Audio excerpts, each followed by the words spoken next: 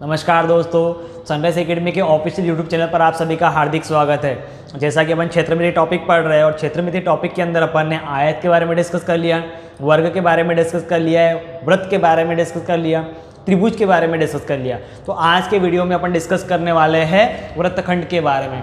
देखिए, वृत्तखंड और त्रिज्यखंड होता क्या है, दोनों एक ही नाम है। तो सबसे पहले समझते हैं कि वृत्तखंड क्या होता है। तो वृत्त का एक टुकड़ा, खंड का मतलब क्या होता है, टुकड़ा होता है। खंड का मतलब क्या होता है, टुकड़ा होता है। तो किसी वृत्त का एक टुकड़ा जो है वो होता है आपका खंड, तो उसे क्या कहा जाता है, वृत्तखंड। बात करते त्रिज्यखंड की, तो त्रिज्यखंड का मतलब होता है कि त्रिज्याओं द्वारा बनाया गया एक खंड, त्रिज्याओं द्वारा बना गया एक खंड, तो ये क्या होता है, त्रिज्यखंड होता है। ठीक है, अब देखिए इसके अंदर वृत्तखंड या त्रिज्यखंड दोनों एक ही चीज़ है। इसका क्षेत्रफल निकालने के लिए क्वेश्चन एग्जाम में पूछा जाता है। तो इसके क्षेत्रफल का फॉर्मूला होता है वृत्तखंड का क्षेत्रफल बराबर पाई आर स्क्वायर थीटा बटे 360 डिग्री और चाप की लंबाई। अब देखिए यहाँ से यहाँ तक जो दिख रहा है आपको, ये दिख रहा है, तो ये आपका होता है चाप, जिसे आर्क बोला जाता है, इंग्लिश में आर्क बोला जाता है। और चाप की लंबाई अगर निकालनी हो फॉर्मूला होता है पाई आर थीटा बटे 180 डिग्री। ये तो बात हो गई आपकी वृत्तखंड और त्रिज्यखंड के क्षेत्रफल और चाप की लंबाई के फॉर्मूले के बारे में। अब डिस्कस करते हैं क्वेश्चंस के बारे में। तो देखिए आपका सबसे पहला है, किसी वृत्तखंड का क्षेत्रफल क्या होगा जब केंद्र पर 7 सेंटीमीटर त्रिज्या द्वारा 90 डिग्री का कोण बनता है। अब प्रश्न को ध्यान से समझिए। क्वेश्चन कहना चाह रहा है कि एक वृत्त है, उस वृत्त में जो त्रिज्या है, त्रिज्या की लंबाई है 7 सेंटीमीटर और दो त्रिज्या है आपकी, वो केंद्र पर 90 अंश का कोण बना रही है। कितने अंश का कोण बना रही है, 90 अंश का, और त्रिज्या कितनी हो जा रही है, 7 सेंटीमीटर। ठीक है, अब आपको पूछा है कि इस वृत्तखंड का क्षेत्रफल क्या होगा, इस वृत्तखंड का क्षेत्रफल क्या होगा।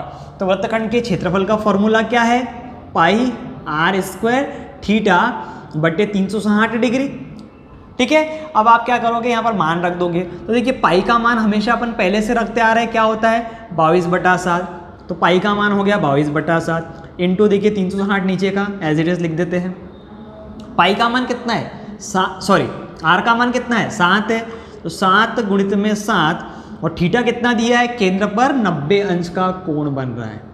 ठीक है, अब इसको सॉल्यूशन करना है। तो क्या करोगे, देखिए 7 से 7 कैंसिल हुआ, 0 से 0, 9 एकम 9, 9 चौक 36, फिर 2 से कट जाएगा, 2 दूनी 4, 2 एकम 2, 2 एकम 2। देखिए 11 और 7 का गुणा करना है आपको। तो 11 और 7 का गुणा क्या हो जाता है, 77, बट्टे में क्या आ जाएगा, 2 आ जाएगा।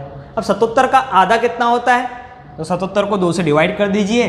77 को आपको कैसे करना है, 2 से डिवाइड करनी है, 2 तिया 6 बचा 1 7, 2 8 16। ठीक है, मतलब 38.5, 38.5 आपका क्या हो जाता है, वृत्तखंड का क्षेत्रफल हो जाता है। ठीक है, बस आपको ध्यान रखना है कि वृत्तखंड के क्षेत्रफल का फॉर्मूला होता है पाई आर स्क्वायर थीटा बटे 360 डिग्री और चाप की लंबाई का फॉर्मूला होता है पाई आर थीटा बटे में 180 डिग्री। यहां से क्लियर हुआ सभी को। चलिए अगले प्रश्न की बात करते हैं। अगला प्रश्न है, किसी वृत्तखंड के चाप की लंबाई क्या होगी। अब क्या पूछा है अपने को, चाप की लंबाई पूछा है। किसी वृत्तखंड के चाप की लंबाई क्या होगी जो 7 सेंटीमीटर त्रिज्या द्वारा केंद्र पर 60 डिग्री का कोण बनाता है। ठीक है, तो सबसे पहले डायग्राम समझते हैं। तो देखिए डायग्राम रहा आपका। ठीक है, कितने का कोण बन रहा है, केंद्र पर 60 डिग्री का कोण बन रहा है, 60 डिग्री का, और त्रिज्या की लंबाई कितनी है, 7 सेंटीमीटर।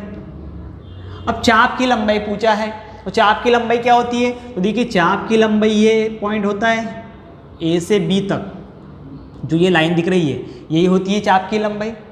ठीक है, तो आपको ये चाप की लंबाई पूछ रहा है, तो इसका फॉर्मूला क्या होता है, चाप की लंबाई। ठीक है, चाप की लंबाई बराबर पाई आर थीटा बटे में 180 डिग्री, ये होता है। अब वैल्यू पुट कर दीजिए। तो देखिए पाई का मान कितना होता है, 22/7, ये 180 डिग्री। ठीक है, आर का मान कितना है, 7, और थीटा कितना हो जाएगा आपका, 60 डिग्री का। ठीक है, अब देखिए यहां से क्या होगा, 0 से 0 कैंसिल हुआ, 6 कम 6 और 6 तिया 18, ये 7 से 7 कैंसिल हो जाएगा। तो कितना हो जाएगा, 22/3 हो जाएगा। ठीक है, यहाँ तक सभी को क्लियर हुआ होगा। अब 22 को 3 से काट दीजिए तो आपका कितना लगभग आ जाएगा, चाप की जो लंबाई है, चाप की जो लंबाई है वो 22/3 हो सकती है या फिर 7 पॉइंट के लगभग में हो जाएगी। ठीक है, तो ये आपका क्या हो जाएगा, आंसर हो जाएगा। यहाँ तक क्लियर हुआ। अगर चाप की लंबाई पूछता है तो फॉर्मूला क्या रखोगे, पाई आर थीटा बटे में 180 डिग्री। ठीक है, और अगर वृत्तखंड के क्षेत्रफल का फॉर्मूला अगर पूछता है या क्वेश्चन आता है उसके बेस पर तो पाई आर स्क्वायर थीटा बटे में 360 डिग्री। यहाँ तक सभी को क्लियर हुआ होगा। चलिए अगले प्रश्न के बारे में बात करते हैं। किसी वृत्तखंड के चाप की लंबाई 10 मीटर है। यहाँ पर क्या दे रखा है, चाप की लंबाई 10 मीटर है एवं त्रिज्या 4 मीटर है। चाप की लंबाई दे रखा है और त्रिज्या दे रखी है 4 मीटर। तो वृत्तखंड का क्षेत्रफल क्या होगा। अब देखिए वृत्तखंड के क्षेत्रफल का फॉर्मूला अपन ने क्या पढ़ा है, पाई आर स्क्वायर थीटा बटे 360 डिग्री, परंतु यहाँ पर थीटा है क्या, नहीं है। तो जब आपके पास में चाप की लंबाई दी हुई रहेगी और त्रिज्या दी हुई रहेगी तो उस समय आपको एक फॉर्मूला हमेशा याद रखना है। तो देखिए फॉर्मूला कहाँ से आया है, तो देखिए जो फॉर्मूला होता है आपका क्षेत्रफल का, वो फॉर्मूला क्या होता है, पाई आर स्क्वायर थीटा बटे 360 डिग्री, यही होता है। और चाप की लंबाई का फॉर्मूला क्या होता है, चाप की लंबाई बराबर पाई आर थीटा बटे 180 डिग्री। ध्यान से समझिए इतना कॉन्सेप्ट। ठीक है, अब देखिए इन दोनों के सहारे से अपने को एक नया फॉर्मूला क्रिएट करना है। तो देखिए पाई आर स्क्वायर थीटा बटे 360 डिग्री, तो इसे अपन ऐसा लिख सकते हैं क्या, पाई आर थीटा बटे 180 डिग्री इंटू 2 और यहाँ इंटू में आर। देख लीजिए पाई आर स्क्वायर थीटा, एक आर को मैंने अलग लिख लिया। अब ये क्या है आपका 180 इंटू 2। ठीक है, 180 इंटू 2 मतलब नीचे का कितना हो रहा है, 360 हो जा रहा है। क्लियर हो रहा है। अब मुझे बताइए जो ये दिख रहा है आपके पास में, इतना जो पार्ट दिख रहा है ये क्या है, ये है चाप की लंबाई। ये क्या है, चाप की लंबाई। तो नया फॉर्मूला क्या आएगा आपका, तो क्षेत्रफल बराबर, ठीक है, क्षेत्रफल बराबर इसकी जगह आप क्या रख दोगे, चाप की लंबाई गुणित में आर बटे में 2। तो यहां से आपका नया फॉर्मूला क्या निकल के आ जाएगा कि चाप की लंबाई गुणित में आर बटे में 2। अब क्वेश्चन में क्या दिया, वृत्तखंड के चाप की लंबाई 10 मीटर है। ठीक है, देखिए अब क्षेत्रफल निकाल रहे हैं अपन, तो चाप की लंबाई कितनी दी है, 10 मीटर। चाप की लंबाई कितनी है, 10 मीटर गुणित में त्रिज्या कितनी दे रखी है, त्रिज्या दे रखी है 4 और बटे में क्या आ जाएगा, 2 हो जाएगा। बटे में क्या आ गया, 2। तो 2 एकम 2, 2 दूनू 4। तो क्षेत्रफल कितना आ जाएगा आपका, क्षेत्रफल आ जाएगा 20 वर्ग मीटर। आपका क्षेत्रफल क्या आ जाएगा, 20 वर्ग मीटर। ठीक है, तो क्या रहेगा फॉर्मूला, आप क्या याद रखोगे, चाप की लंबाई गुणित में आर बटा 2। आर का मतलब क्या होता है, त्रिज्या। ठीक है, ये किस केस में बात होगा फॉर्मूले की, कि जब आपके पास में चाप की लंबाई दी हुई रहेगी और त्रिज्या दी हुई रहेगी और क्वेश्चन में आपको क्षेत्रफल के बारे में पूछा गया हो, तो आप ये वाला फॉर्मूला हमेशा ध्यान रखोगे। चलिए अगला आपका देखते हैं समचतुर्भुज। सम मतलब समान, चतुर्भुज मतलब 4 भुजाएं, जिसकी चारों भुजा क्या हो गई, समान हो गई, वो क्या होता है, समचतुर्भुज। तो चारों भुजा देखिए समान है, तो चारों भुजा अपन ए मान रहे हैं। अब समचतुर्भुज का एक कॉन्सेप्ट आपको याद रखना है कि समचतुर्भुज के जो दोनों विकर्ण हैं, दोनों विकर्ण हैं वो एक दूसरे को 90 पर काटते हैं। समचतुर्भुज के दोनों विकर्ण एक दूसरे को 90 पर काटते हैं। जब ये चतुर्भुज के विकर्ण एक दूसरे को 90 पर काटते हैं तो इनके जो विकर्ण हैं, इनके जो विकर्ण हैं वो परस्पर 2 भाग में विभाजित हो जाते हैं। मान लीजिए पूरा अगर आपका 12 होगा तो ये 6 हो जाएगा और ये 6 हो जाएगा। परस्पर 2 भागों में, बराबर भागों में विभाजित हो जाते हैं। ठीक है, अब क्षेत्रफल के फॉर्मूले की बात करते हैं तो 1/2 गुणित में d1 गुणित में d2, और d1 और d2 क्या होता है आपका, डायगोनल फर्स्ट डायगोनल सेकेंड, मतलब विकर्ण पहला विकर्ण दूसरा। परिमाप का सूत्र होता है 4 गुणित में भुजा। ठीक है, और सबसे पहले प्रश्न की बात करते हैं, किसी समचतुर्भुज का क्षेत्रफल क्या होगा जब दोनों विकर्ण क्रमशः 12 मीटर एवं 8 मीटर हो। तो आपको क्या पूछा है, क्षेत्रफल पूछा है, और क्षेत्रफल का फॉर्मूला क्या होता है, 1/2 पहला विकर्ण गुणित में दूसरा विकर्ण। और विकर्ण आपके पास में क्रमशः दे रखा है। क्या दे रखा है? तो पहला विकर्ण है 12 मीटर और दूसरा विकर्ण है 8 मीटर। तो काट लीजिए इसको, 2 एकम 2, 2 चौक 8, तो 12 चौक 48 वर्ग मीटर। 48 वर्ग मीटर आपका क्या होगा? समचतुर्भुज का क्षेत्रफल हो जाएगा। ठीक है, समचतुर्भुज का क्षेत्रफल कितना हो जाएगा? 48 वर्ग मीटर। क्लियर हुआ पहला क्वेश्चन? चलिए अगले प्रश्न के बारे में बात करते हैं। किसी समचतुर्भुज का क्षेत्रफल क्या होगा? क्या पूछा गया है प्रश्न में? क्षेत्रफल क्या होगा जब इसकी भुजा 5 मीटर हो, भुजा 5 मीटर हो एवं पहला विकर्ण उसका 8 मीटर हो। अब क्वेश्चन में क्या पूछा है? क्वेश्चन में पूछा है क्षेत्रफल, और क्षेत्रफल का फॉर्मूला क्या होता है? 1/2 गुणित में d1 इंटू d2। d1 का मतलब पहला विकर्ण, d2 का मतलब दूसरा विकर्ण। अब अपने पास में केवल एक विकर्ण है तो क्षेत्रफल निकालना है। अब क्षेत्रफल निकालने के लिए दोनों विकर्ण की जरूरत पड़ती है। तो ध्यान से देखिए इस क्वेश्चन में क्या करना है। तो देखिए सबसे पहले अपने पास में ये हो गया समचतुर्भुज। भुजा कितनी हो गई है? 5 5 हो जाएगी। और ये एक दूसरे को कितने पर काटते हैं? 90 पर काटते। जब 90 पर काटेंगे तो जो विकर्ण है वो दोनों परस्पर भाग में विभाजित हो जाते हैं। तो ये हो जाएगा आपका 4, ये हो जाएगा 4, और ये आपके पास में विकर्ण नहीं दिया है। ठीक है, ये वाले विकर्ण आपके पास में नहीं दिया है। अब देखिए जहां पर समकोण बनता है, 90 डिग्री की बात आती है, तो वहां पर आप पहली क्लास से देखते आ रहे हो कि आप ऐसी सिचुएशन में क्या यूज करते हो? Pythagoras theorem.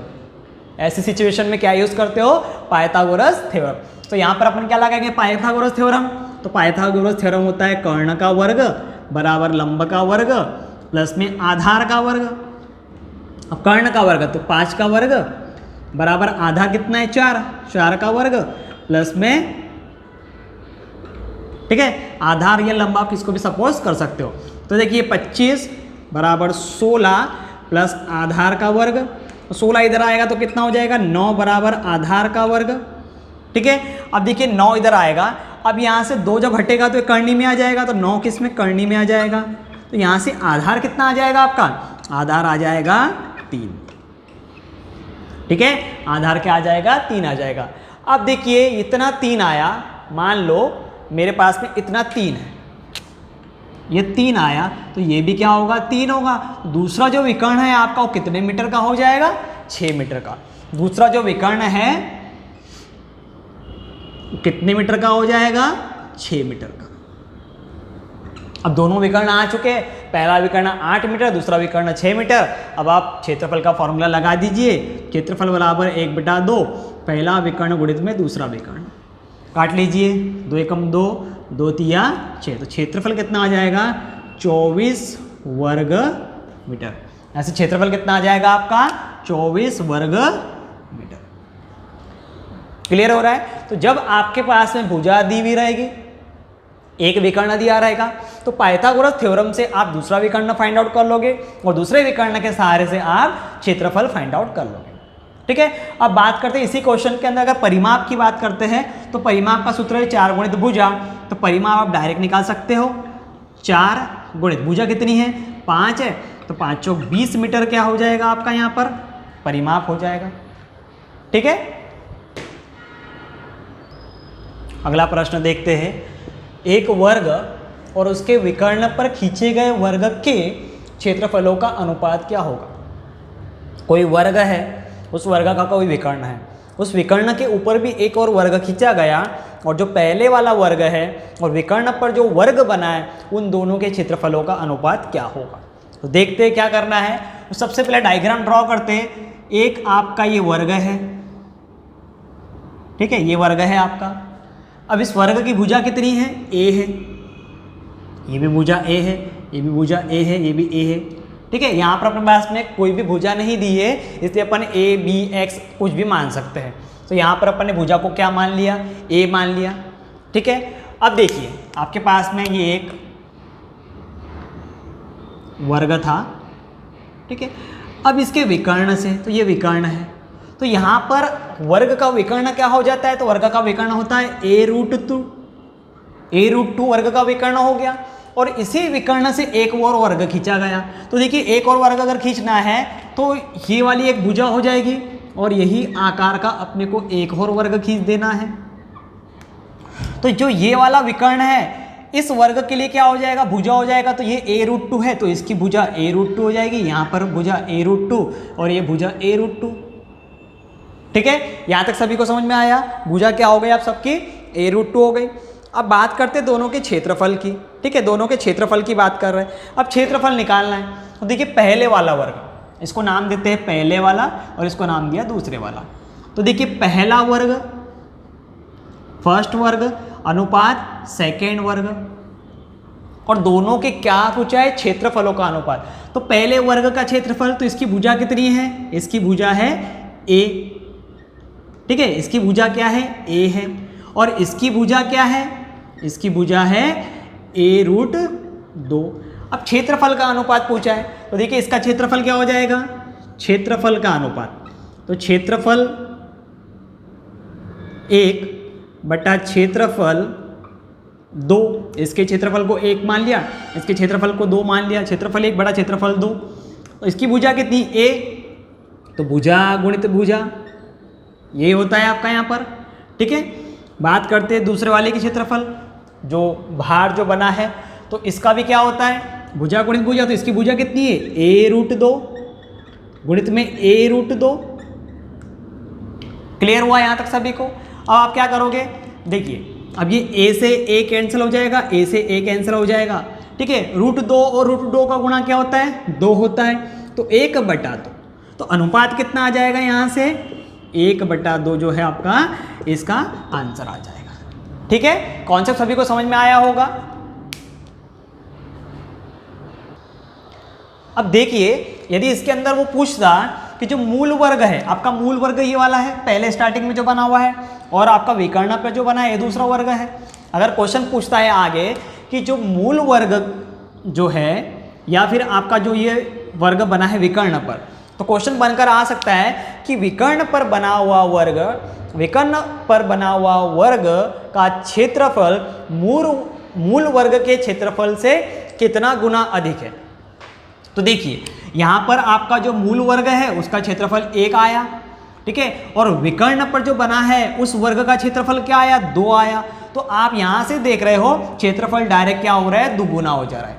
क्षेत्रफल क्या हो रहा है, सीधा दुगुना हो रहा है। तो आप इससे बता सकते हो कि जो आपका जो विकर्ण पर बना हुआ जो वर्ग है उसका क्षेत्रफल मूल वर्ग के क्षेत्रफल से कितना हो जाएगा, दुगुना हो जाएगा। तो यहाँ से आपका एक कॉन्सेप्ट और क्लियर हो जाता है। चलिए अगले प्रश्न देखते हैं। किसी वृत्त की त्रिज्या में 50% की कमी की जाए तो उसके क्षेत्रफल में क्या प्रभाव पड़ेगा। अपन ने एक फॉर्मूला पढ़ा था x + y + xy बटा 100। जब कमी और वृद्धि के लिए क्वेश्चन बनता था तो उस समय x + y + xy बटा 100 एक फॉर्मूला अपन ने यूज़ करा था। ठीक है, अब देखिए यहाँ पर त्रिज्या की बात कर रहा है, केवल और केवल त्रिज्या की बात कर रहा है। तो देखिए x + y + xy बटे 100। तो यहाँ पर आप जो त्रिज्या है, त्रिज्या तो एक ही होती है।